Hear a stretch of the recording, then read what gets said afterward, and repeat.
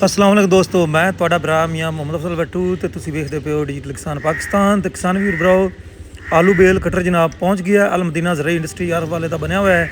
ਤੇ ਮਾਸ਼ਾਅੱਲਾ ਜੀ ਸਵੇਰ ਸਵੇਰੇ ਹੀ ਰਕਸ਼ਾ ਵਾਲਾ ਬੇਲੀ ਆ ਗਿਆ ਹੈ, ਹੈਲਮਟ ਪਾਇਆ ਹੋਇਆ ਉਹਨੇ ਤੇ ਕਾਨੂੰਨ ਨੂੰ ਫਾਲੋ ਕੀਤਾ ਵਾ ਸੋ ਮਾਸ਼ਾਅੱਲਾ।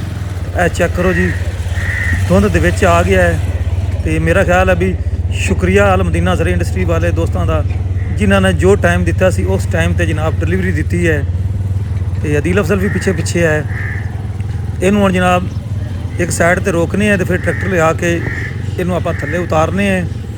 ਤੇ ਹੁਣ ਜਨਾਬ ਜਿੰਨੇ ਵੀ ਆਲੂ ਦੇ ਕਾਸ਼ਤਕਾਰ ਹੈਗੇ ਨੇ ਆਪਣੇ ਇਲਾਕੇ ਵਿੱਚ, ਉਹਨਾਂ ਦੋਸਤਾਂ ਦੇ ਆਲੂ ਦੀਆਂ ਜਿਹੜੀਆਂ ਬੇਲਾਂ ਹੈਗੀਆਂ ਨੇ ਉਹ ਆਪਾਂ ਜਨਾਬ ਆਪਣੇ ਟਰੈਕਟਰ ਨਾਲ ਕੱਟਾਂਗੇ ਤੇ ਆਪਣੇ ਆਲੂਆਂ ਦੀ ਵੀ ਬੇਲਾਂ ਕੱਟਾਂਗੇ।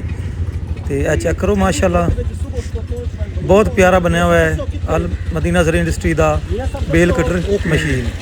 ਸ਼ੁਕਰੀਆ ਜਨਾਬ ਉਸਤਾਦ ਜੀ।